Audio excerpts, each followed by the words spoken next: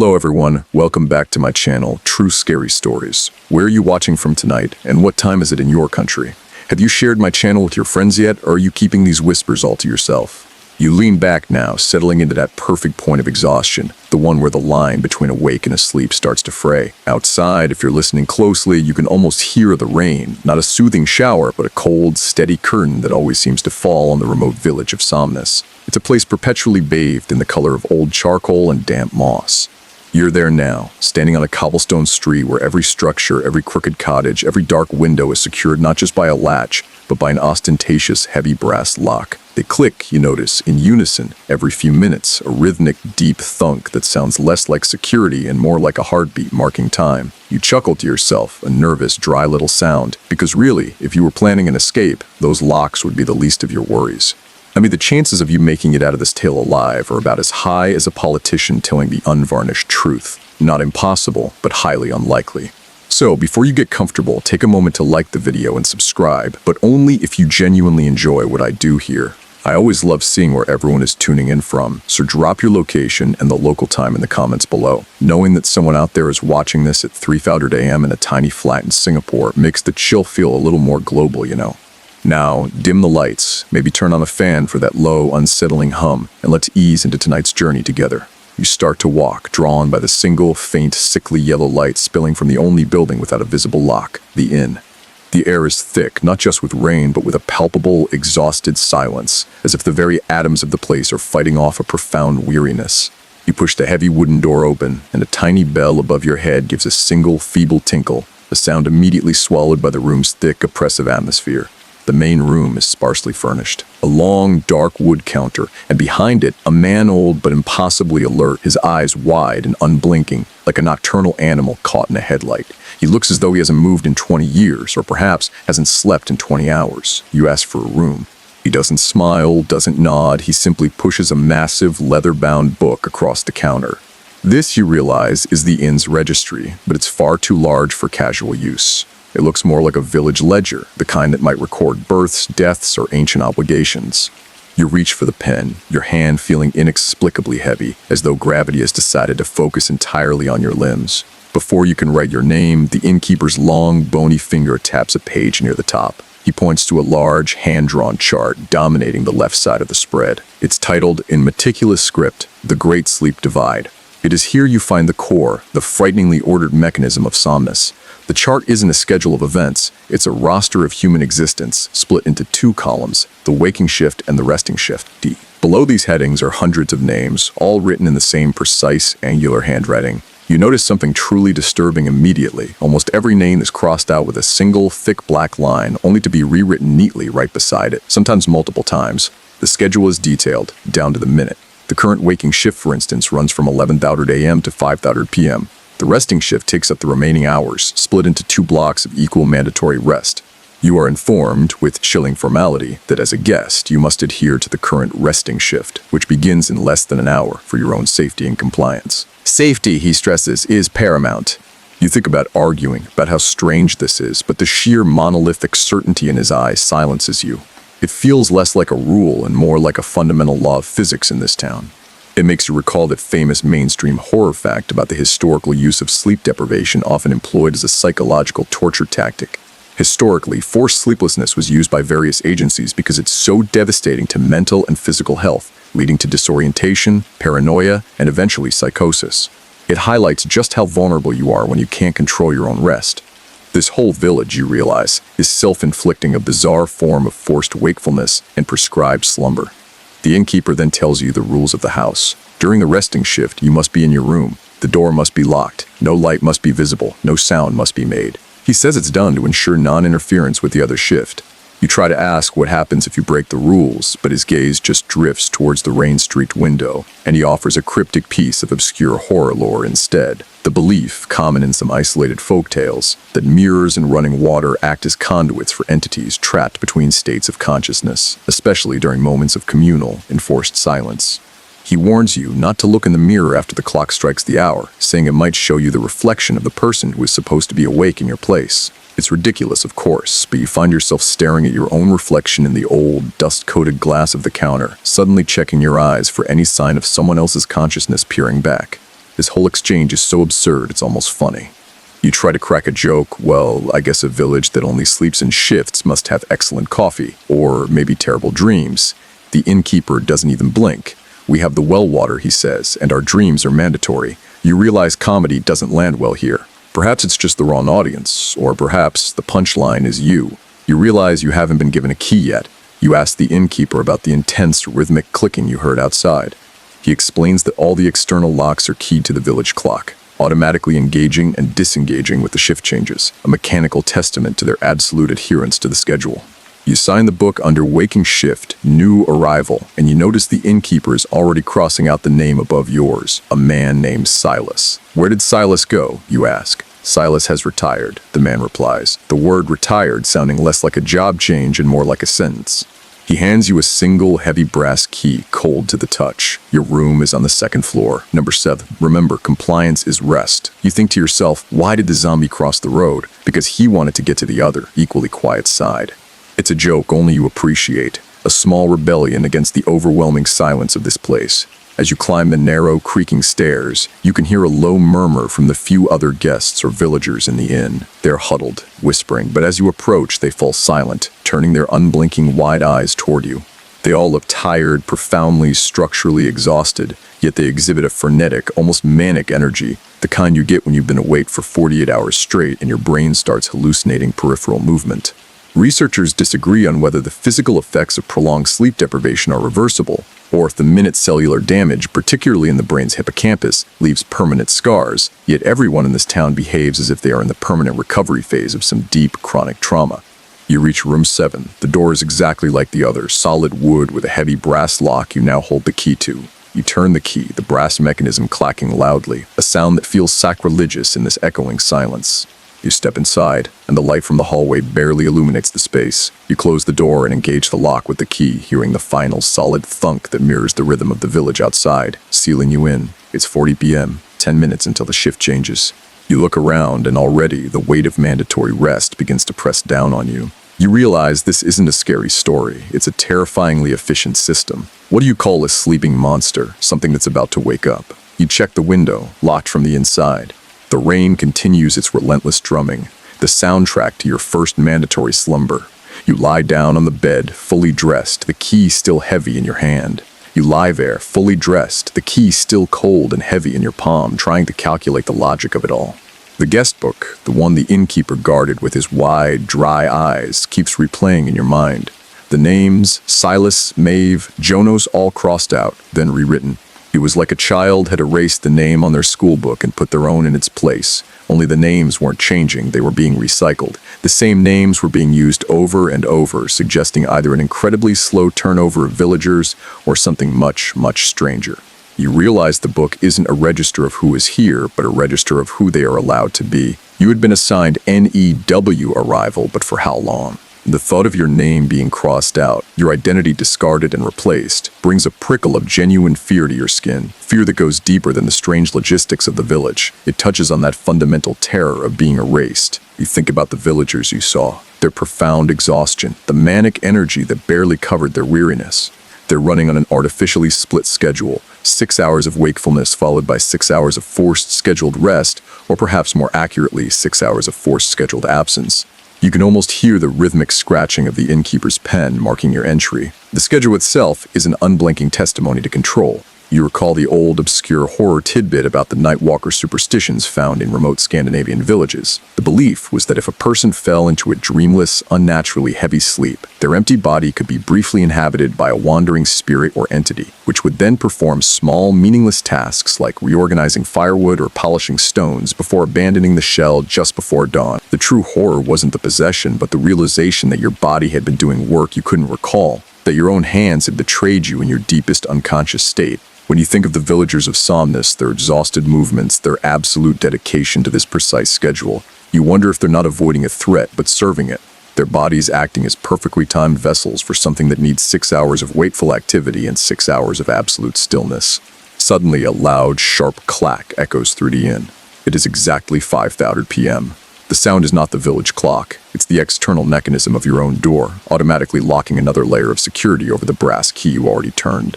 You flinch, sitting up abruptly. Through the thin wood, you hear the immediate, dramatic change in the inn's acoustics. The faint whispers and shuffles from downstairs cease abruptly. They are replaced by the sounds of doors closing, locks engaging, and then a profound, absolute silence. The silence of a tomb, or perhaps the silence of a group of people falling instantly, perfectly asleep. You realize that half the village, the waking shift, is now in the resting shift. The innkeeper, the tired people you saw huddled on the stairs. They are all gone, sealed away, perhaps dreaming of something scheduled and mundane, or perhaps nothing at all. You are now part of the resting shift yourself, and you are supposed to be utterly silent, utterly still. You try to relax, to obey the mandate of compliance as rest, but your mind races. It's too quiet. The silence is heavy, pressing against your eardrums. You can hear the drumming of the rain more clearly now, and underneath it, the steady, distant, rhythmic thunk-thunk of the village locks cycling, perhaps checking their own security every few minutes. You find yourself thinking of the mainstream horror fact about the infamous body farm in Tennessee, where researchers study the decomposition of the human body in various environments. The scientific fact is gruesome but fascinating. The decomposition process is intensely predictable, following clear, measurable stages, a systematic breakdown of structure and identity. Just as the body follows a precise, scheduled biological end, this village seems to have imposed a scheduled, systematic breakdown of consciousness itself. It's the difference between natural decay and forced, calculated entropy. You sit up, you have to move. You can't just lie here in the oppressive silence. You get up slowly, carefully, every movement feeling amplified. You try to look out the window, but the glass is old, warped, and covered in a thick layer of condensation and rain. You can barely make out the shapes of the buildings across the street. More closed, silent doors, more intricate brass locks. You try another joke, a whisper to yourself, just to break the silence. Well, I guess a village that only sleeps in shifts must have excellent coffee. Or maybe terrible dreams. The innkeeper doesn't even blink. We have the well water, he says, and our dreams are mandatory. You realize comedy doesn't land well here. Perhaps it's just the wrong audience, or perhaps the punchline is you. You move to the walls, running your hand over the rough plaster. They are thin, incredibly thin. You press your ear against the wall that separates your room from the next, but you hear nothing. Not a snore, not a cough, not a creak. Nothing. It is the perfect silence of an empty room, or of someone in a profoundly unnatural state of sleep. You turn your attention to the door again, the one with the 2 layers of locks. You wonder what the waking shift is doing right now. Are they simply sitting in their own rooms, awake and waiting for the shift to end? Or are they performing some ritual, some duty that requires the other half of the village to be utterly absent, utterly powerless? You think about the scratched-out names in the guest book again, that act of erasure. Researchers disagree on whether memory consolidation, the process by which short-term memories are converted into long-term ones, occurs exclusively or primarily during REM sleep, or if the deep, slow-wave rest is more crucial for clearing neural clutter, yet the villagers of Somnus seem to be living in a state where memory itself is being intentionally managed, perhaps even pruned. That scratched-out name. Silas feels less like a record of a departed guest, and more like a discarded piece of memory, an identity that was no longer required for the current shift. You pace the small room, the need for movement overcoming the need for compliance. Why do ghosts love the rain? Because it washes away their footprints. You try to find something, anything, in the room that feels personal, that belongs to the last person who occupied it. But the room is brutally, sterilely clean. 2 beds facing opposite walls, a small wooden chest of drawers empty, a single chair perfectly aligned in the corner. The symmetry is unnerving, as if the room itself is a diagram of the 2 shifts, 2 states of being facing away from each other. You feel a creeping sense of panic, the kind that whispers that you have walked into a mechanism, not a town. You are a new cog, and the gears are turning. The mandatory rest is not for you, it is from you. The mandatory rest period continues its endless, oppressive reign over your small, sealed room. You gave up trying to sleep or even lie down about an hour ago. The tension in the air is too heavy, the silence too loud. You keep pacing the room, counting the floorboards, measuring the space against your own height, trying to reduce the large, conceptual terror of the shift system into small, manageable metrics. You think about the waking shift outside, knowing that they are now the active half, tending to the village while your half is meant to be completely spiritually absent. You wonder what they are tending to, what is so sensitive, so secret that it requires the other half of humanity to be locked away, breathing softly in the dark. The most chilling moment of the entire shift is the transition itself. You recall the sound, that sharp, sudden clack at 5:30 p.m., followed by the immediate, complete cessation of human sound. It was the sound of a switch being thrown, not a community going to bed. You realize the transition is meticulously choreographed, a ritual of communal withdrawal. You start thinking about the mainstream horror fact related to the Black Dahlia case, specifically the unsettling precision of the body's bisection. The killer, to this day unidentified, displayed a horrific and almost surgical control in the mutilation and staging of the body. The sheer premeditation and unnerving efficiency of that act, much like the precise, inhuman efficiency of the shift change insomnus, suggest a kind of cold, methodical dedication that is far scarier than random violence. The village's schedule is equally precise, equally efficient, and equally devoid of human warmth. You walk to the window again, scraping a small patch in the condensation with your fingernail, trying to see the waking shifts in action. The rain is lessened to a damp drizzle, and the light from the village's sparse lamps casts long, wavering shadows. You see movement, not a lot, but distinct. Figures moving with a kind of stiff, deliberate pace crossing the street. They aren't chatting or laughing, they are walking single file, carrying things you can't quite identify. Long, dark shapes that look too heavy for their obviously exhausted frames. They move with the quiet intensity of people performing a duty they both fear and revere. They look less like villagers and more like actors performing an unsettling pantomime for a hidden audience. You whisper another joke into the empty room. I tried to ask one of the villagers why they never greet each other. They said, "We'd love to, but the roster hasn't assigned us the same consciousness cycle yet." You remember the old, obscure horror tidbit about the Silent One's lore from the American Northwest lumber camps. It was said that if you worked alone in the deep woods for too long, you might start seeing other workers move, cutting down trees, hauling logs, but they would never make a sound, not a cough, not a shout, nothing. And if you tried to talk to them, they would simply turn, look at you with eyes that had no light, and resume their work, leaving you with the profound and terrifying realization that you were seeing the ghosts of the labor itself, trapped in an endless loop of unacknowledged toil. The waking shift outside feels exactly like that, the silent, exhausting labor of people trapped in a consciousness loop, performing necessary tasks for an unseen master. You start to anticipate the moment, the terrifying symmetry of the shift change. In roughly 3 hours, the waking shift will retreat, and your shift, the resting shift, will officially end. The town will switch again. You will be expected to exit your room, perform the required wakeful duties, and then witness the opposite half of the village, the half that is now awake, retreat into silence. The full horror of the system clicks into place. There is never a time when the whole village is collectively conscious, collectively resting, or collectively safe.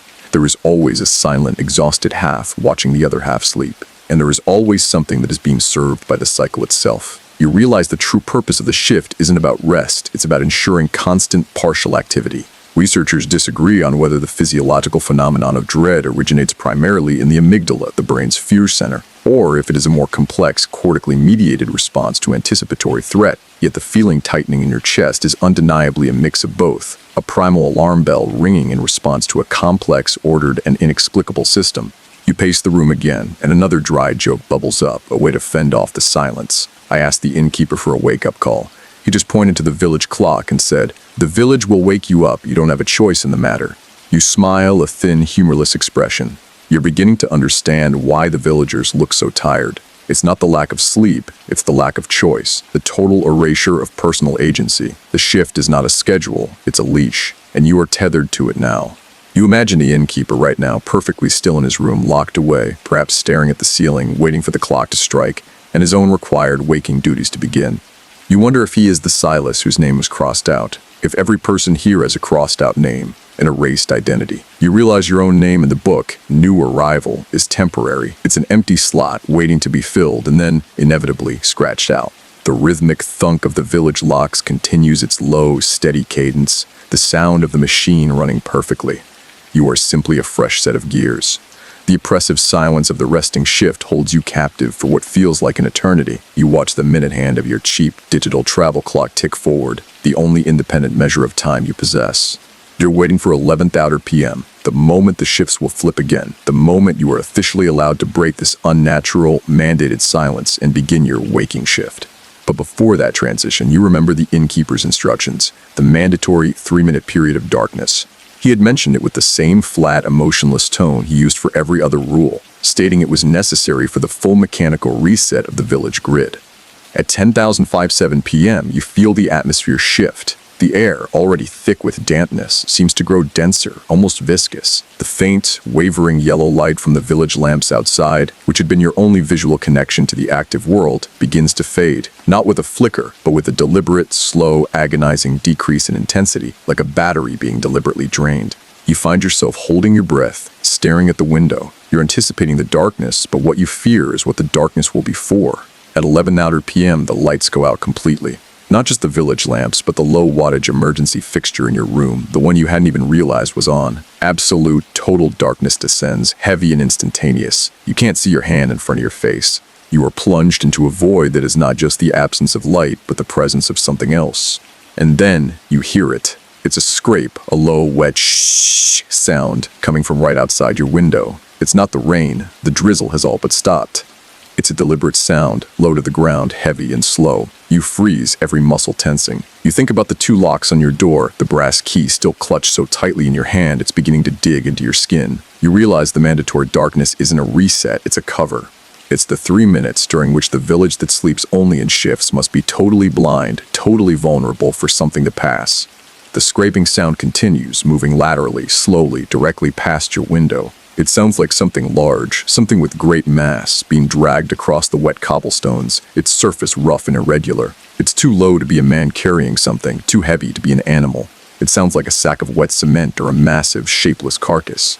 You recall the mainstream horror fact about the historical figure of Gilles de Raz, a companion of Joan of Arc who later became an infamous serial killer in 15th century France. The fact is not the brutality of his crimes, but the profound silence and secrecy that surrounded the disappearances of his young victims for years, the sheer, systematic denial of the truth by his inner circle. That systematic blindness, the willful non-acknowledgement of the horrific actions taking place under the cover of authority and darkness, is the same chilling silence you hear in Somnus.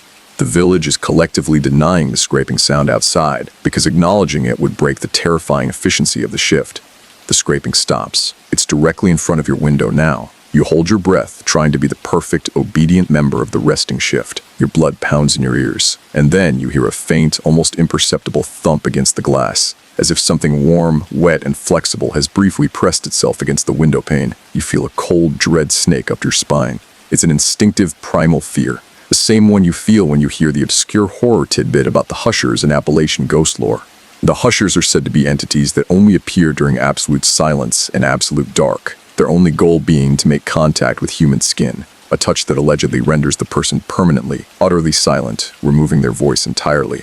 You wonder if that thump was a hand or something else testing the barrier between the shifts. You need to break the tension. You need the dark, dry wit to reassert control. You whisper, a shaky, barely audible sound. Why did the sleep shift cross the road? To see what the wait shift was hiding. Still, no laughter.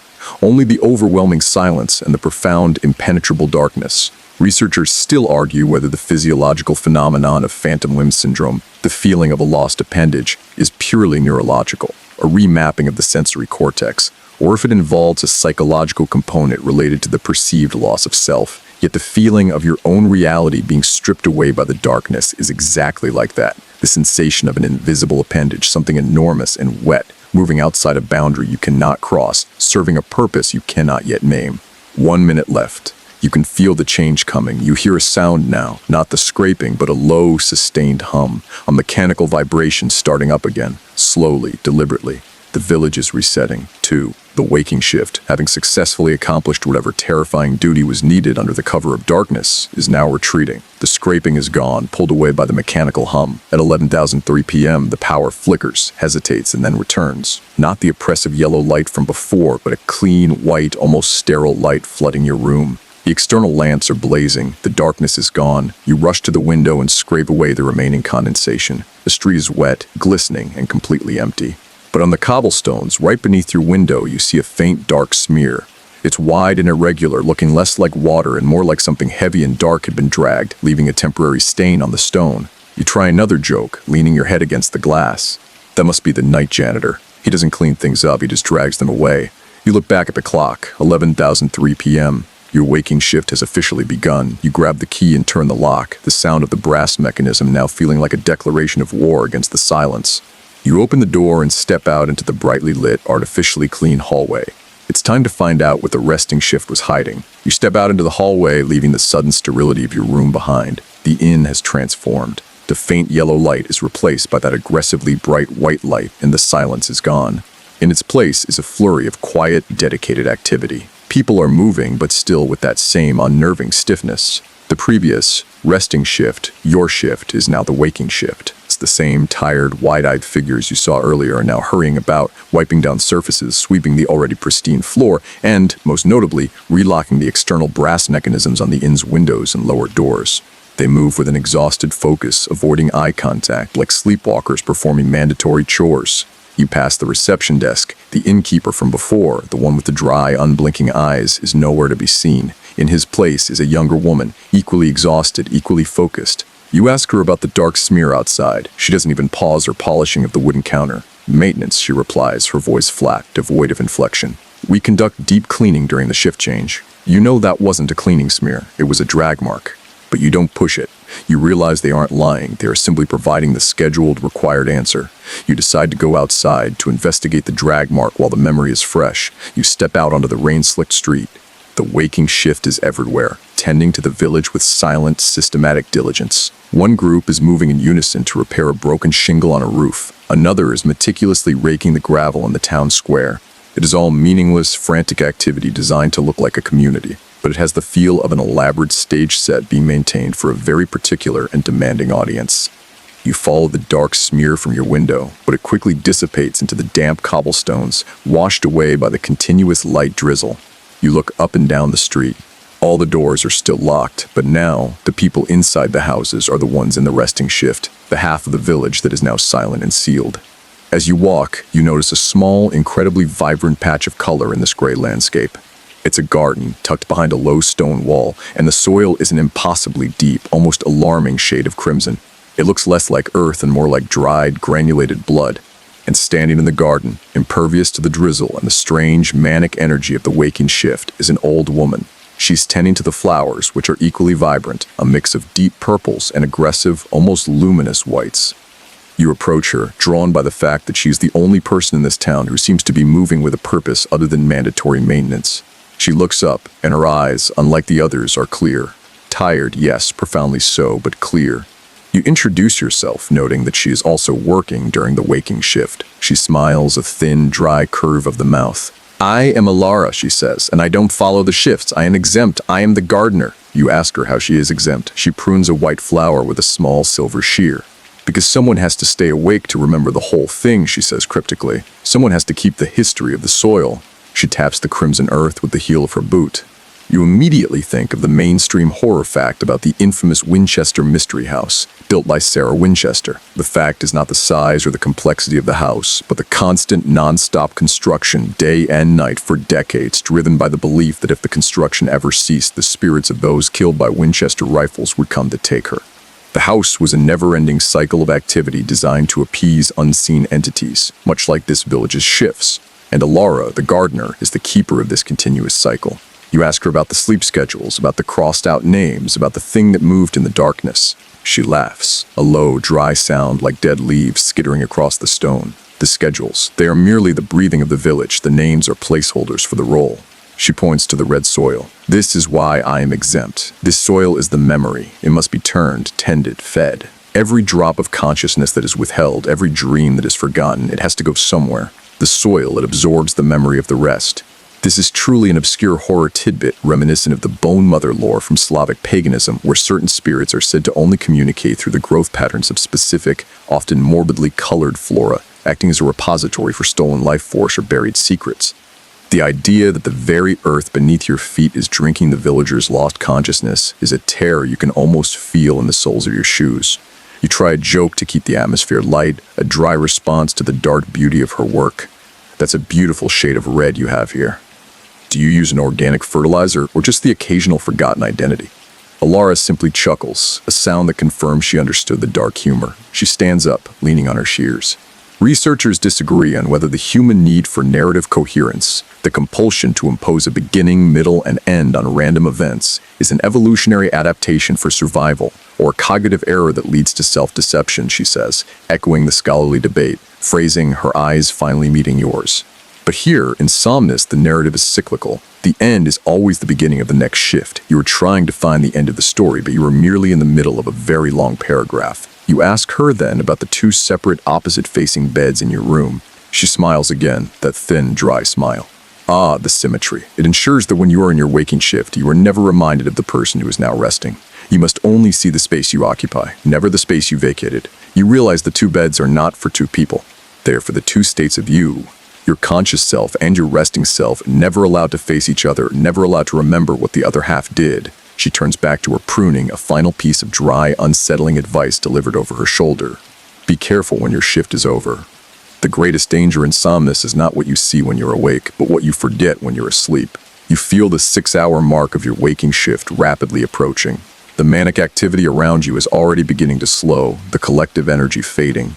You decide to get one last joke in before the inevitable darkness. I hear the local library is hiring. They only accept applicants who can prove they have multiple personalities. It's for shift work. Alara laughs louder this time, a full, rattling sound, but you are already backing away, the crimson soil, the white flowers, and her unnervingly clear eyes burning into your memory as you head towards the village's central library, hoping to find the full history of the soil and the pact that demanded it. You move away from the unsettling warmth of Alara's crimson garden, the sight of the blood-red soil already blurring slightly at the edges of your vision. The waking shift is winding down, the meticulous raking and the quiet repairs are ceasing.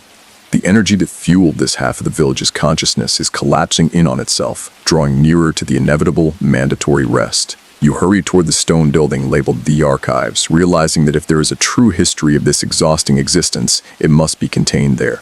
You push open the heavy oak doors, expecting the scent of aged paper and dust, but the air inside is sterile, dry, and cold, the scent of disused stone. The archives are not what you expected. There are no shelves of neatly lined, leather-bound books.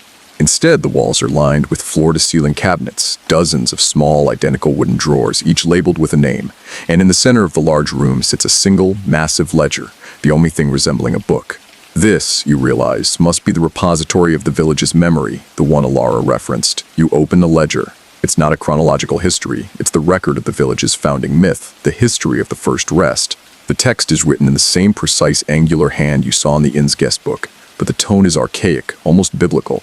It details the early days of the village when it was surrounded by a forest that was perpetually awake, not just living but actively conscious, filled with a creeping, insistent sound that prevented any deep sleep. It was a noise that stole dreams, that whispered insecurities, that drew its strength from the vulnerability of human unconsciousness. The villagers were dying, driven mad by ceaseless wakefulness. This is a terrifying callback to the mainstream horror fact about the effects of sleep deprivation, but magnified to a cosmic, environmental threat. The forest was consuming their very ability to rest. The ledger then details the pact. To escape the constant, creeping threat, the ancestors of Somnus made an agreement with an arbiter of silence. The arbiter didn't offer peace, it offered order. It demanded that the villagers never again sleep as a collective, that their existence be split into two perfectly balanced halves, a waking shift to guard the resting, and a resting shift to provide the necessary silence. The arbiter's rule was simple. There must always be eyes open, and there must always be a profound, managed absence. The key to the pact, the ledger states, was the controlled yielding of memory. The silence the resting provided was necessary, but the memory lost during that enforced, unnatural sleep was the true payment. The pact, you realize, is not about survival, it's about managed sacrifice. You find an old, obscure horror tidbit embedded within the mythological description of the arbiter. The text mentions that the arbiter's presence could only be detected by the absence of echo. It suggests that if you stand in the center of the village and shout, the sound will be immediately absorbed, never bouncing back, swallowed by the unnatural silence the pact requires. It's a lore that suggests the entity they serve is a vacuum, a consumer of sonic presence and, by extension, conceptual existence. You think about the profound, heavy silence of the resting shift, realizing that silence wasn't the absence of sound, but the presence of the arbiter. You close the ledger, your hands trembling slightly. It's a beautifully written document, but the beautiful writing only serves to sterilize the horrific truth it contains. You pace the archives, thinking about the implications of the memory yielding. The scratched-out names in the guest book, the sterile cleanliness of your room, the two beds, all point to a constant internal erasure. You try to lighten the mood with a joke, the dry sarcasm a shield against the creeping dread. The arbiter of silence sounds like a very demanding landlord. I bet the late fee for waking up early is your soul. You imagine the arbiter in a tweed coat ticking off deficiencies on a clipboard. The image is absurd, which is exactly why it helps. The scholarly debate phrasing appears to you as you read a marginal note in the ledger. Historians still argue whether the physical architecture of the first Somnus village, its inward-facing structures and lack of external windows, was a defensive strategy against the conscious forest, or whether it was an architectural mandate imposed by the arbiter to force the inhabitants to focus solely on their internal divided reality. It confirms your feeling that everything in this town, down to the angle of the door hinges, is a choice between two equally terrifying interpretations. You walk towards the wall of labeled drawers. You recognize some of the names: Silas, Maeve, Jonos. You find your own new arrival. You pull the drawer open. It's not filled with paper. It's filled with smooth, river-polished stones, all exactly the same size and weight. But one stone, right in the center, is slightly different. It's warm to the touch, and it has a faint, almost imperceptible sheen of red, like the soil in Alara's garden. You pick it up. It feels heavy, far too heavy for its size, almost like condensed memory. This must be the physical manifestation of the controlled yielding. You are holding the forgotten consciousness of the person whose identity was just crossed out. You hear the clock chiming, a low leaden gong that signals the end of your waking shift. 5:30 a.m. It's time for the mandatory darkness and the inevitable forced rest. You slide the warm, red-tinged stone into your pocket. You decide to risk one more joke before the lights go out. I told the arbiter I had a fear of commitment. It replied, "Don't worry, in Somnus you committed to the schedule, not your identity." You race back toward the inn, the manic energy of the collapsing waking shift all around you, knowing you must lock yourself back into that sterile room, into that sterile silence, and yield your memory to the crimson earth. You slam the door of room 7 behind you, the weight of the archival stone in your pocket pressing a physical reminder of the pact against your thigh. The clock is relentlessly ticking down to the shift change, the moment of absolute darkness, and the return of the creeping silence. You turn the brass key violently, locking the inner mechanism, and just as the final thunk echoes, the village clock strikes 5:30 a.m. The familiar, immediate clack of the external lock engages over your own, sealing you in. The transition is seamless, absolute. You are now officially in the resting shift, and the other half of the village, the tired, manic, wide-eyed laborers, have emerged to begin their required work. You rush to the window, peering through the condensation. The white, sterile light from the village lamps is slowly, deliberately fading, ushering in the 3 minutes of absolute, terrifying darkness. You see the movement on the street again, the dark, stooping figures of the new waking shift beginning their strange, silent duties. The lights die. Absolute dark. Total silence. You don't hear the scraping this time. Instead, you hear something worse, a low, rhythmic creak from inside your own room. You whirl around, blind in the darkness. It's the sound of wood straining, the sound of movement where there should be none. You realize the sound is coming from the other bed, the unused one, the one facing the opposite wall. The unsettling symmetry of your bedroom is demanding attention. You crawl forward, your hands searching the dark. You reach out and touch the frame of the second bed. It's cold, untouched, the sheets perfectly smooth. The creaking stops abruptly as soon as you touch it. You pull your hand back, heart hammering. You recall Alara's explanation. The two beds are for the two states of you, never allowed to face each other. It dawns on you that the creaking might be the sound of your own consciousness, the part of you that is supposed to be resting, struggling against the mandate, struggling to cross the invisible line between your two mandated states of being. The bed is your body's potential for absence, and that absence is making noise. You recall the mainstream horror fact about the infamous Dybbuk box, a wine cabinet claimed to be haunted by a Jewish restless spirit, or Dybbuk. The terror isn't in the ghost, but in the physical, real-world symptoms and misfortune that followed those who possessed it. This story, whether fact or folklore, highlights how a psychological concept, a haunting, can manifest as very real, measurable physical stress and sickness. Your second bed, the unused one, feels like your own personal Dybbuk box, containing the essence of the person you are not allowed to be during this shift, and that essence is now actively rattling its cage. The darkness is nearly over. You wait, listening for the mechanical hum of the village grid starting up again. It comes, slow and deliberate. The lights flicker on. You stand in the stark white light and immediately examine the second bed. It looks exactly as it did before, neatly made, untouched, cold. But you notice something minuscule, almost missed. On the pillow of the second unused bed, there is a single dark, wet stain shaped like a tiny teardrop. It is freshly wet, and you realize with a cold shock that you have not cried nor sweated. The drop of moisture must have come from the resting shift version of yourself, the hidden, silenced consciousness that made the bed creak in the dark. This is a deep, unnerving callback to the obscure horror tidbit about the weeping idols found in some occult traditions, where statues are said to weep actual, physical tears of blood or oil as a form of nonverbal, trapped communication. The second bed is your idol, weeping a single tear of despair to communicate the horror of your forced silence. You manage a dry, shaky joke, pointing a finger at the second bed. Well, look who's having a crisis of existence. Next time, try meditating. It's quieter. You rub the wet spot with your finger. It smells faintly of metal and sweetness like the well water. You realize you must get out of this room. You have to find out what is in the journals Alara mentioned. The memory of the rest, she said, was constantly being yielded. Researchers disagree on whether lucid dreaming, the state of knowing you are dreaming, is an evolutionary glitch or a neurological tool that can be deliberately harnessed for problem solving. Yet the dreams the villagers are having, the ones recorded in the journals, must be the opposite of lucid, a deliberate, controlled forgetting that is somehow integral to the pact. You unlock your door, feeling the heavy, cold brass of the key again, and step out into the hallway. The inn is now silent again, filled with the heavy, consuming presence of the arbiter.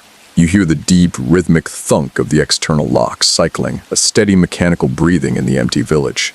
You walk with a purposeful stride towards the archives, knowing that the key to your identity, the memory of who you are, the name that has not been scratched out yet, is tied up in the collective nightmares of the village, recorded in those private wooden drawers.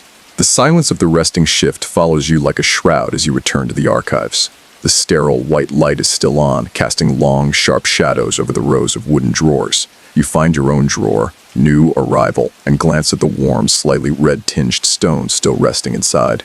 You resist the urge to pocket it permanently, knowing that if it represents yielded consciousness, taking it might mean severing yourself entirely from the current reality. You walk past the massive ledger and realize the true library is in the drawers themselves.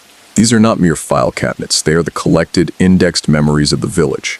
The names on the drawers are the identities in the guest book, the ones crossed out and rewritten, the roles that cycle through the population. You pick a drawer at random, meme EV, you pull it open. Inside, resting on a bed of dry, fragrant herbs, is not a book, but a single, thick, hand-stitched journal. You open it. It is filled with dense, hurried, looping script. The entries aren't dates and times. They are meticulously detailed descriptions of dreams. The journal describes recurring visions of immense, heavy machinery buried beneath the village, churning silently, the slow, relentless grinding providing the rhythm for the lock clicks.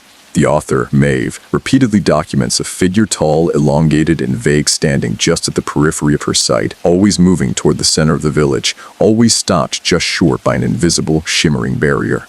The central image, repeated on almost every page, is the feeling of trying to scream, but only managing a low, hollow gasp that is immediately swallowed by an unimaginable silence. You recall the old, obscure horror tidbit about the sleep paralysis rider folklore common in many cultures where a demonic entity sits on the victim's chest, preventing movement and speech, but specifically, in the obscure versions, the rider is said to be feeding on the victim's intent to move, not their energy. Maeve's journal is a chronicle of a consciousness being perpetually written, her intent to be fully awake, to scream, to move, being systematically harvested. You flip through another journal, this one labeled Jonas. His dreams are less visual and more sensory. He writes about the feeling of being cold, impossibly cold, and of water, thick and metallic, pouring over him. He describes the sound of deep, guttural whispering that comes from under the ground, asking repetitive, meaningless questions. Are you clean? Are you resting? Are you yielding? The questions never stop, but they never require an answer. The act of being asked is the requirement. You realize the true horror is that the people of Somnus are not sleeping off their exhaustion, they are sleeping out their duties. Their rest is a form of work. Their nightmares are the arbiter's required performance, the memory yielded, the cost of the pact. You start to read an entry in Jonas's journal where he details a sound, the sound of an object being dragged, the low, wet shh you heard during the 3 minutes of darkness. He describes it as the passage of the waking burden. He writes that every time the shift changes, the waking half must drag the collected burden. The accumulated fatigue, the residual memory, the physical stress of the previous shift, and deposit it somewhere, ensuring the next waking shift starts fresh, unburdened, and ready to work. The dark smear on the cobblestones wasn't a spill, it was a track. The insight is staggering. You step back and whisper a joke into the heavy silence, a dark, dry laugh trapped in your throat. I've heard of outsourcing your work, but outsourcing your nightmares is a new level of corporate efficiency. I wonder if they get a tax write-off for yielded consciousness. Researchers disagree on whether the sense of self, the core I that persists through time, is merely a continuous series of interlinked memories, or a distinct non-physical entity that maintains coherence independently of its neurological functions, yet the system in Somnus is clearly designed to fracture that continuous memory, to break the sense of self into two separate, non-communicating halves. The waking self performs the chores, and the resting self performs the nightmares, and the only thing that unites them is the name on the drawer. You walk to your own drawer, new arrival. You pull the stone out and hold it. It is your potential burden, the unwritten narrative of your first waking shift. You realize the terrifying mainstream horror fact about the infamous Junko Furuta case in Japan, where a victim was subjected to continuous, unimaginable torment. The fact isn't just the cruelty, but the collective forced silence of the surrounding community, the refusal to intervene, the normalization of the horror over a prolonged period. This village is doing the same to itself, normalizing the horror of the arbiter's demands through a meticulous schedule. You hear a quiet thump from the floor above, followed by a slight metallic rattle. It's too high to be the ground. It's coming from the ceiling, from the in-room above yours. You remember that your waking shift is rapidly approaching. The cycle is about to turn again. You decide one final piece of dark wit is needed before you face the next transition. What's the difference between the town of Somnus and a bad marriage? Nothing. You're trapped in a never-ending cycle of exhausted performance, and the only thing that saves you is forgetting the pain. You pocket the journal and the stone, knowing the key to escaping the cycle must be hidden not in the wakefulness, but in the memories of the rest. You stand in the oppressive silence of the resting shift, the weight of Janos's dream journal and the memory stone heavy in your pockets. The metallic rattle from the room above you has ceased, replaced by the deep, rhythmic thunk-thunk of the external locks checking themselves. You know you have to maintain the illusion of rest, but the journals have terrified you into a state of hyper-alertness. If the nightmare is the duty of the resting shift, then your wakefulness is a dereliction of duty, a tiny, dangerous rebellion against the pact. You realize you are thirsty, terribly thirsty. The archives were dry, and the tension of reading the dream journals has left your throat parched. You need water, and the only known source is the village. Well, the one the innkeeper mentioned, the one that provides the water for the entire village. You decide the risk of breaking the mandated silence is less than the risk of going back into your room, the one with the weeping second bed. You carefully open the archives door and step back onto the street. The waking shift is in full swing, but it is eerily quiet. They are still moving, still performing their chores, but their movements are slower now, more deliberate, almost ceremonial. The white, sterile light makes the wet cobblestones glisten, but it casts no warmth. You find the well in the center of the town square. It is a structure of rough-hewn dark stone covered in a slick patina of green moss. There is an old iron pump, and beside it, a tarnished brass cup hanging on a chain. You grab the handle of the pump, your movement feeling loud and jarring in the heavy silence. You pump the handle slowly, and with a protesting groan of the iron mechanism, cold, clear water flows into the cup. You bring the cup to your lips and take a deep, long drink. The water is impossibly cold, refreshing, and clean. But as it hits your tongue, you notice the taste. It is exactly as Jonas described in his journal, faintly metallic, the taste of old blood, but also profoundly, inexplicably sweet. It's the sweetness of artificial flavor, the kind that masks something bitter or medicinal. Immediately, a profound, wave-like heaviness washes over you. It's not fatigue, it's a sudden structural drowsiness, a physical mandate to yield consciousness. Your limbs feel leaden, your eyelids heavy. You lean against the cold stone of the well, fighting the urge to simply slump to the ground and fall into the deep, scheduled sleep. You realize the well water is the mechanism of the shift. It's the chemical enforcer of the pact. It's the reason the villagers look so exhausted, yet are able to perform their duties on such a rigid schedule. The water is a carefully calibrated mix of sedative and stimulant, ensuring that the waking shift is energized just enough to work, and the resting shift is sedated just enough to dream the required nightmares. You stumble back, the metallic sweet taste clinging to your palate. You whisper a desperate joke to yourself, trying to break the drug-induced trance. The town's motto must be, "Come for the atmosphere, stay, because the water won't let you leave." The drowsiness is winning. You can feel your thoughts slowing, your grip on reality weakening.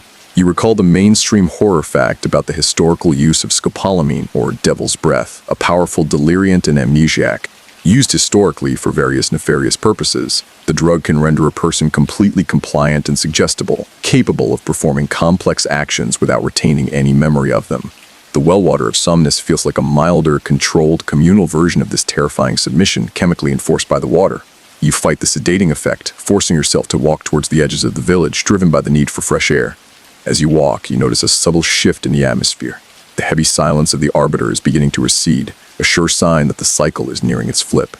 You are almost at the end of your resting shift, and the seductive, heavy drowsiness of the water is starting to transition into the manic, restless energy of the next waking shift. You see a figure in the distance, one of the waking shift villagers, meticulously scrubbing moss from a statue in the village square. You approach them, determined to get a straight answer before the cycle fully flips. "The water," you rasp out, your voice thick with the sedative's effect. "The water tastes metallic and sweet. What is it?" The man looks at you, his eyes wide and vacant, his hands rubbing furiously at the already spotless stone. He replies with the obscure horror tidbit of the village. It is the iron of the oldest soil and the sweetness of the arbiter's promise. The water is the conduit for the quiet gift. It ensures you are clean for the dreaming. He then goes back to his scrubbing, his attention completely reabsorbed by the meticulous, meaningless chore. The quiet gift, a nice name for an enforced submission. Researchers still argue whether the phenomenon of collective hysteria, where physical symptoms spread through a community without a clear biological cause, is purely psychosocial, or whether unrecognized environmental factors contribute to the outbreak of symptoms. Yet the villagers of Somnus are clearly suffering from a community-wide physical submission, chemically enforced by the water. You are now officially a part of that community. You stumble back toward the inn, your legs feeling weak, your consciousness flickering between the sleepy acceptance of the rest and the terrified knowledge of the wake. You pocket the brass cup, a temporary trophy from your act of rebellion. You offer one final joke, a whisper against the coming light. What did the man say after he drank the Somnus well water? I'm feeling much better. I think I'll just go be someone else for a while. You laugh, a short, sharp bark that sounds unnaturally loud in the silence. The shift is coming. You are about to become the waking shift, and the metallic sweetness in your blood is now your marching orders. The mandatory transition arrives with a jolt that has nothing to do with the physical clock. It's the abrupt chemical cessation of the drowsiness, the flip of the internal switch that turns the metallic sweetness into a restless, manic energy. The waking shift is fully begun. You are now the active half, driven by the compulsion to move, to observe, to do. Your exhaustion is still there, a profound structural fatigue, but it is masked, overridden by the water's strange, synthetic stimulant. You stride out of the archives and onto the street. The light is bright and sterile, the air is clean, and the village is a hive of forced activity. You walk with purpose, the energy compelling you forward. You look toward the outskirts of the village, where the street gives way to the distant, flat, featureless field beyond. And there, you see it. Far off, where the wet cobblestones end and the overgrown, marshy field begins, there is a blurred, tall, incredibly lean figure. It is moving erratically, not walking but lurching, its shape distorted by the persistent drizzle in the distance. It is too tall, too thin, and its movements are too jerky, too non-human to be one of the villagers. It looks like a single, elongated shadow that has been pulled free of its host and given a life of its own. It is moving towards the village, but in a slow, struggling, almost painful way, as if the very air resists its passage. You stop dead in your tracks. Your heart pounds, a frantic drumbeat against the false energy in your veins. You point, shouting, "Look, over there. What is that?" The nearest villager, a woman meticulously aligning a row of cobblestones that are already perfectly aligned, doesn't even lift her head. "There is nothing in the field but the marsh," she replies, her voice flat. "The schedule requires that we acknowledge only what is present." You turn to another villager, a man sweeping the already spotless square. The figure, the tall, dark one, it's moving. He pauses, looks at the field, and then back at his broom, his eyes vacant. "I see only the humidity," he says. Researchers disagree on whether the physical architecture of the first Somnus village, its inward-facing structures and lack of external windows, was a defensive strategy against the conscious forest, or whether it was an architectural mandate imposed by the arbiter to force the inhabitants to focus solely on their internal divided reality. He delivers the scholarly debate, phrasing as if it were a weather report, devoid of context or meaning, a programmed response to anything that threatens the internal logic of the pact.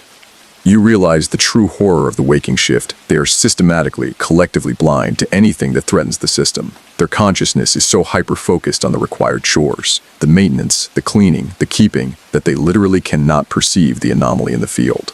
The water, the schedule, the silence.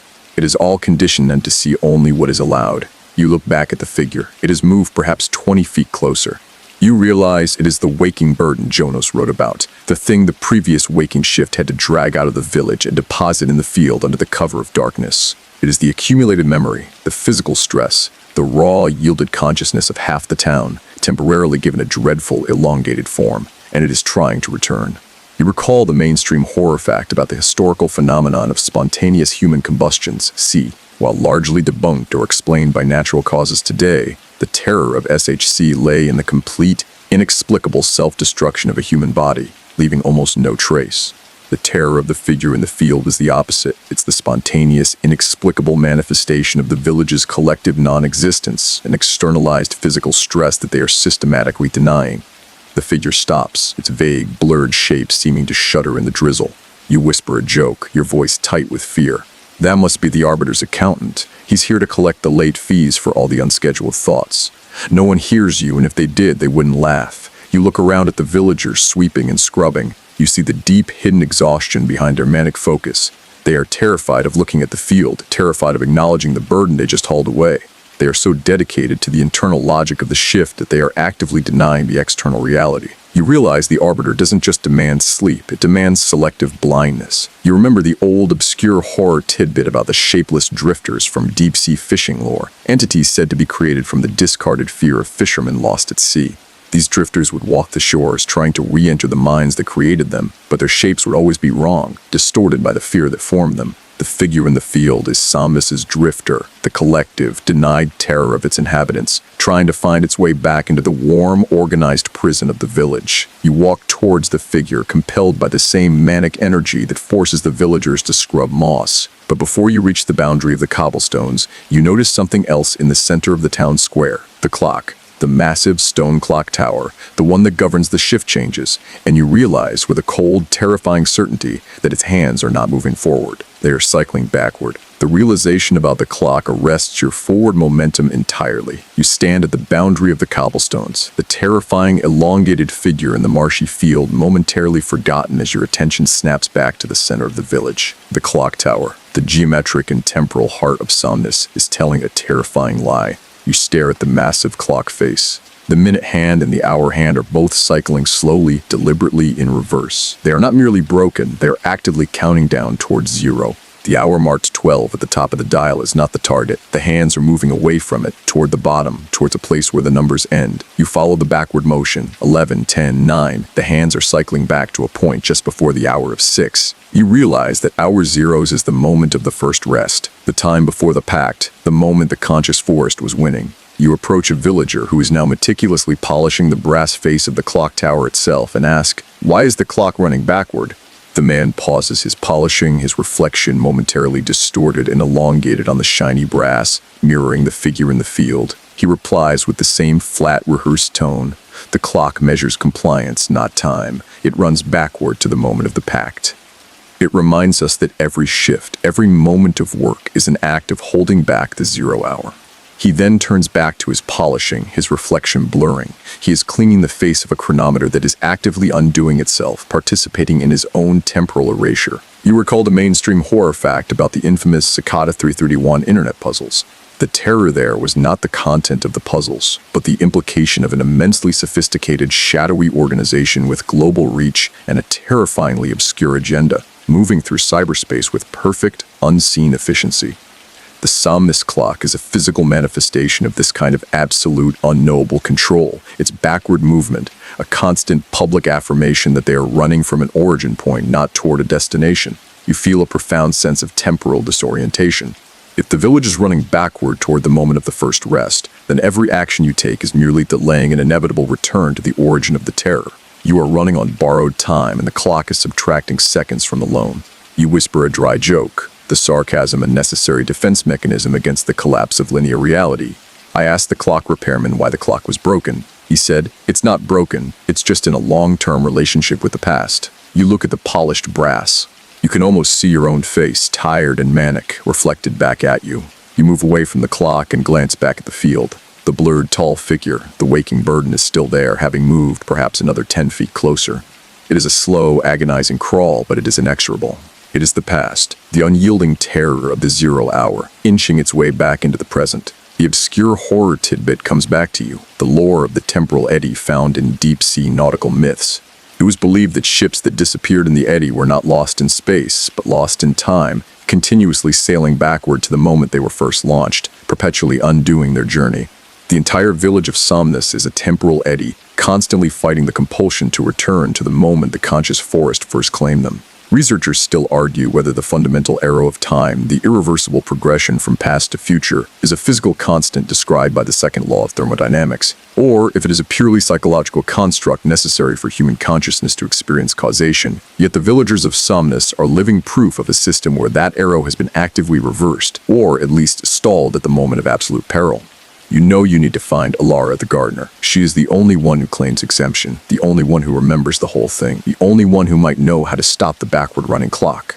You turn and run toward the edge of the village, the frantic energy of the well water fueling your movement. The villagers ignore you, continuing their meticulous, pointless chores, polishing the time that is constantly being erased. You pass the archive, noticing that your drawer, new arrival, is now slightly ajar. You don't dare stop. You know that whatever is under your floorboards, the sound of the creeping, scraping, yielding memory must be the next stage in your initiation.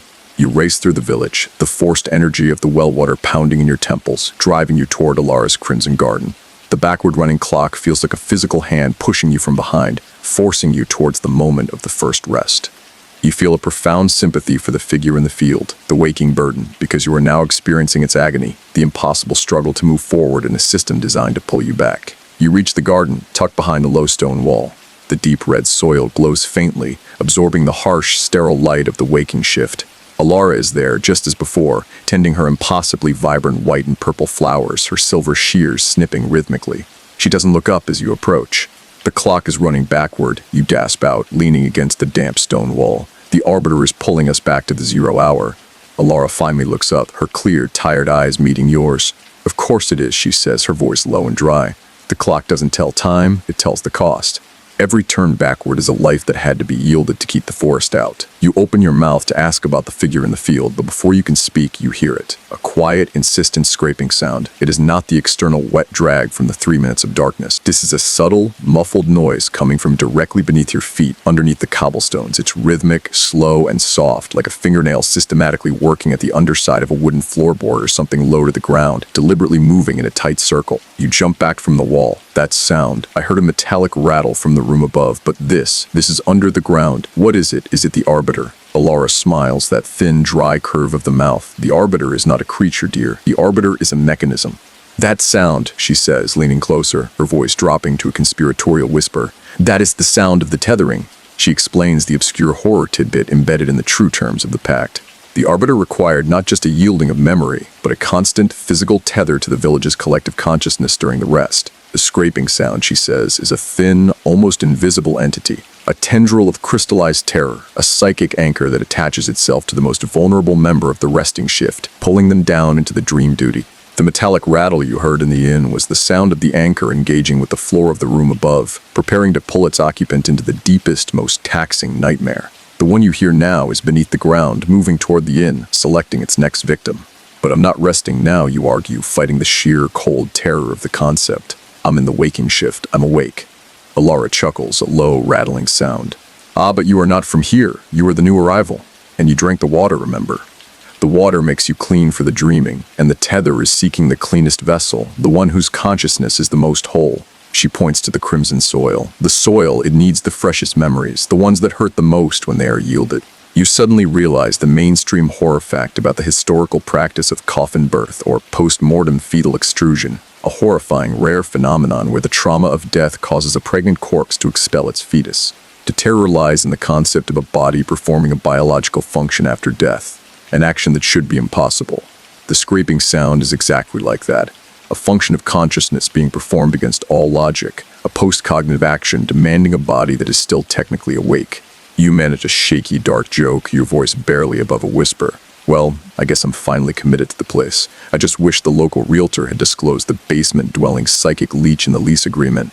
Researchers disagree on whether the physical sensation of a spectral touch during sleep paralysis is a genuine neurological misfiring triggered by the limbic system, or if it is a collective cultural interpretation of a common hypnagogic state. Yet the feeling of that invisible tether engaging beneath the stone is undeniably real, a cold pressure point forming in the center of your chest. Alara turns back to her pruning, a final, crucial detail delivered without looking at you.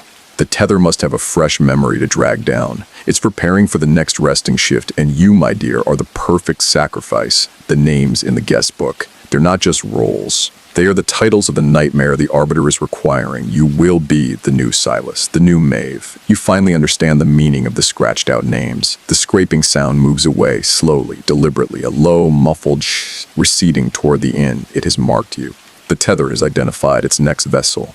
You stand in the crimson garden, the synthetic energy of the well water suddenly draining away, leaving you profoundly tired, structurally exhausted, and cold. "Tell me," you demand, your voice barely a rasp. "Tell me the true nature of the pact. What does the arbiter feed on? Why the shifts? Why the water?"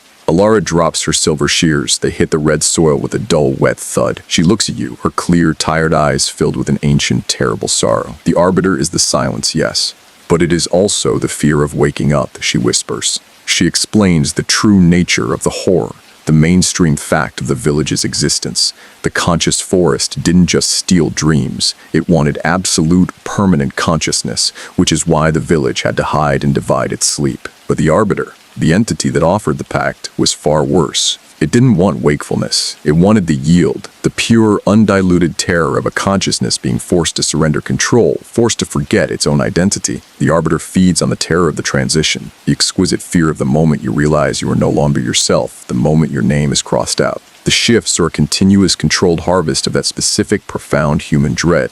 The water, she continues, pointing a crooked finger at you, is the chemical mediator. It ensures the waking shift is just focused enough to work, and the resting shift is just sedated enough to be utterly vulnerable, utterly clean for the dreaming. The dreams, Maeve's endless fear of screaming, Jonos's metallic coldness, are the price. They are the raw consciousness, the pure emotional yield which the arbiter consumes through the tether, which is then fed to the crimson soil to keep the forest at bay. The system is a perfectly closed loop. The village constantly generates the fear that keeps the forest out, and the arbiter consumes that fear. You realize the figure in the field, the waking burden, is the waste product. It's the sheer physical exhaustion, the residual stress, the part of the collective consciousness that the arbiter rejects because it is too dirty, too tired, too close to death. Waking shift drags it out, and the arbiter allows it to slowly crawl back, a constant physical reminder of what happens if they fail to shift. It's a masterful piece of psychological control. You whisper a dry, defeated joke. I guess this is why they say sleep is the cousin of death. Here, it's just the cousin of mandatory psychic servitude. Alara nods, agreeing with the dark wit. The names, she says, leaning down and picking up a handful of the red soil. The names are the titles of the sacrifice. When your name is crossed out, your identity is not destroyed. It is perfected into a pure, usable memory. You become a story in the archives, a name on a drawer, a terrifying tale for the next new arrival to read. She sprinkles the soil, which looks disconcertingly like dried, crushed velvet. She then reveals the obscure horror tidbit of her own role. I am the gardener because I remember the one thing the arbiter cannot consume, love. She explains that her son, the original new arrival, had defied the pact, trying to wake the whole village at once. The arbiter punished him by turning his entire consciousness into the crimson soil. She tends it now, preserving the only part of him that remains. She's the keeper of the raw, physical memory of the failed rebellion. Researchers disagree on whether the physical sensation of dread originates primarily in the amygdala, the brain's fear center, or if it is a more complex, cortically mediated response to anticipatory threat. Yet the feeling tightening in your chest now is not mere dread. It is the certainty of your own impending commodification.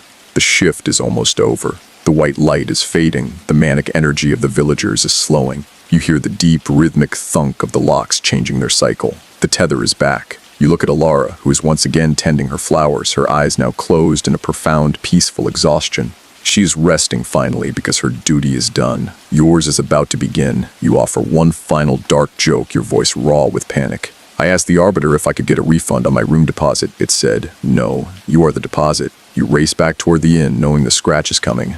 You burst through the door of the inn, the manic, artificial energy of the water giving way to pure, adrenaline-fueled panic. The transition is violent. The lights are now fading, pulling the inn into that familiar, oppressive yellow glow, signaling the end of the waking shift and the return to mandated rest.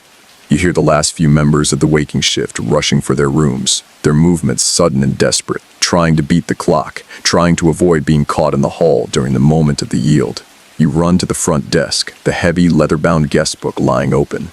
The young woman from the last shift is gone, replaced by the original innkeeper, the one with the unblinking dry eyes. He is standing over the book, his hand holding the precise, angular pen, ready to strike. You look at the page.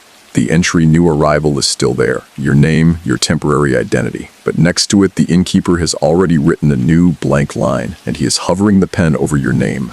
Stop, you whisper, clutching the brass key and the memory stone in your pocket. Tell me the names. Silas. Maeve, Jonos, they aren't new people, are they? They're the titles of the nightmare.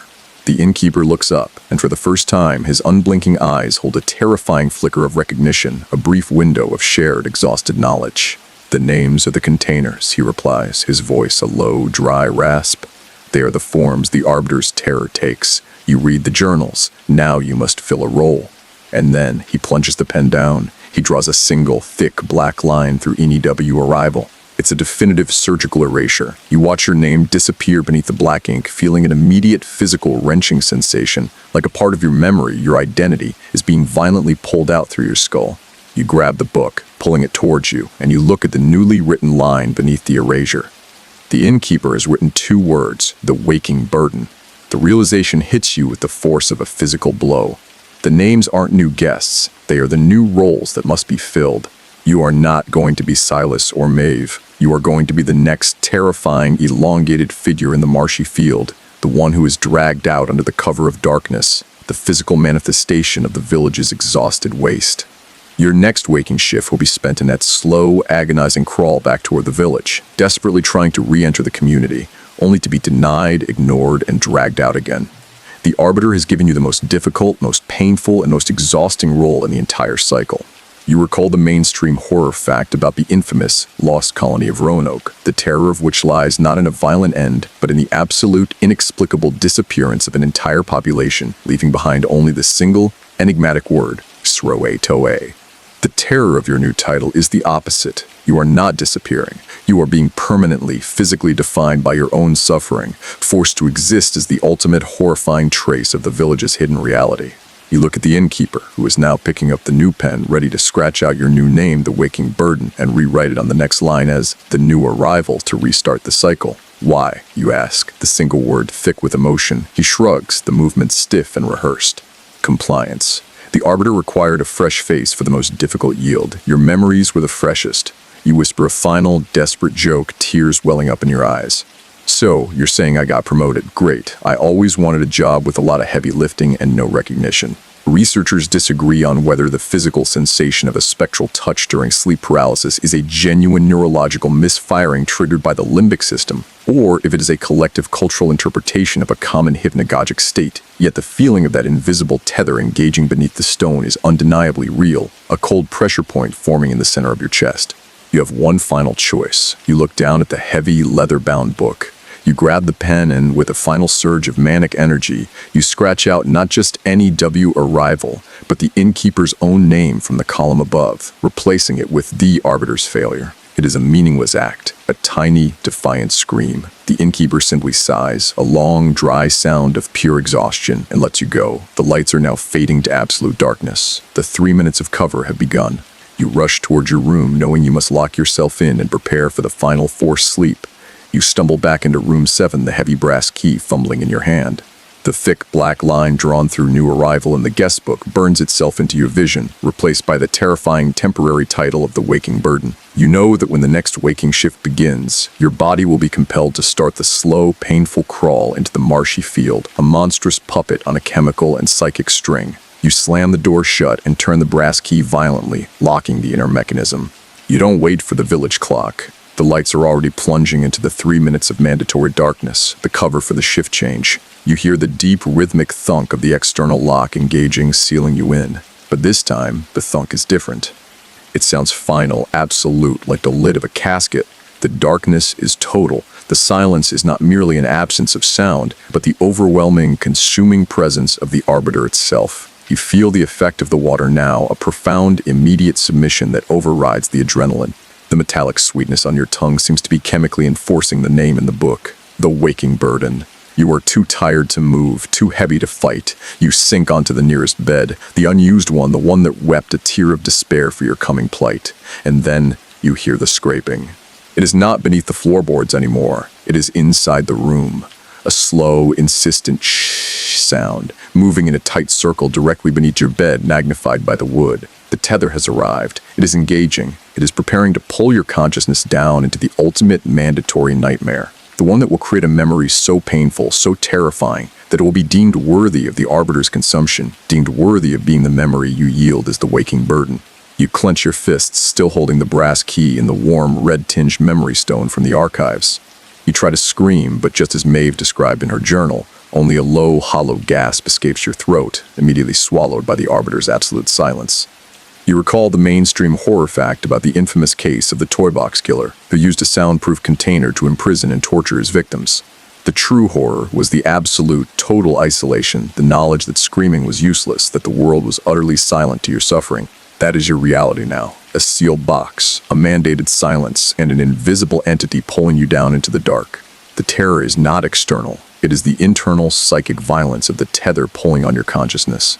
You feel the physical sensation of your mind being stretched, thinned, and separated from your body. You're becoming two things: the exhausted, sedated body lying on the bed, and the pure, raw fear that is being systematically extracted. The obscure horror tidbit of the village comes back to you. The arbiter feeds on the fear of waking up. It wants the horror of the cyclical nature, the realization that you are trapped. And you are. The clock is running backward, your name is crossed out, and the arbiter has given you the role of a physical impossibility, the waste product that must crawl back to be dragged away again. You try one last desperate joke, a final internal defiance against the silence. The arbiter is going to be so disappointed. I only dream about paperwork and overdue library books. But the joke is weak, swallowed by the rising tide of sleep.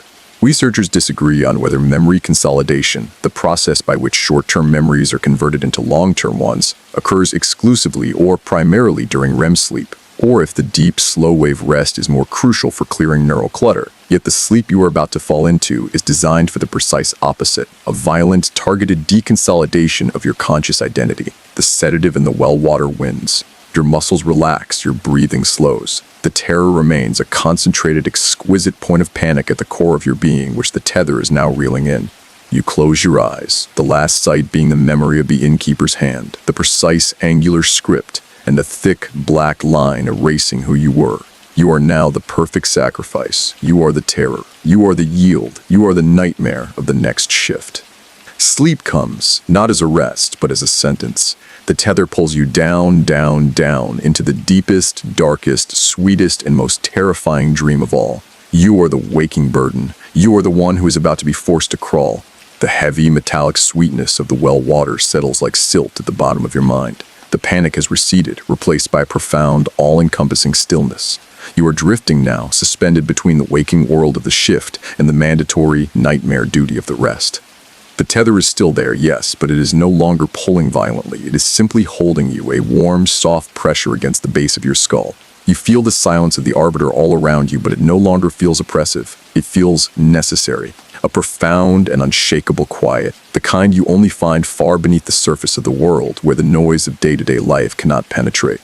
Let your shoulders relax now. Let your breathing become slow, even almost imperceptible. The knowledge of the village, of the pact, of the crimson soil, it all begins to blend into the soft, unthreatening landscape of deep fatigue. The backward-running clock, the elongated figure in the field, they are just symbols now, not threats.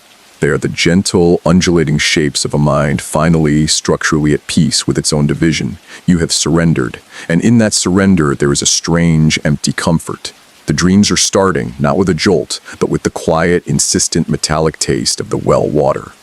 You are falling slowly, down into the silence, down into the mandatory terror. But you are not alone. The whole village is resting with you, yielding with you, dreaming with you. You are part of the great quiet breath of somnus. There is no struggle left. Only the low, rhythmic thunk-thunk of the locks, the heartbeat of the village, reminding you that there is always a shift, always a turn, and always, always a moment of profound, absolute, necessary rest. You are safe now. You are silent. You are exactly where the schedule requires you to be. Just yield the memory. Just fall. End of script. Sleep if you can.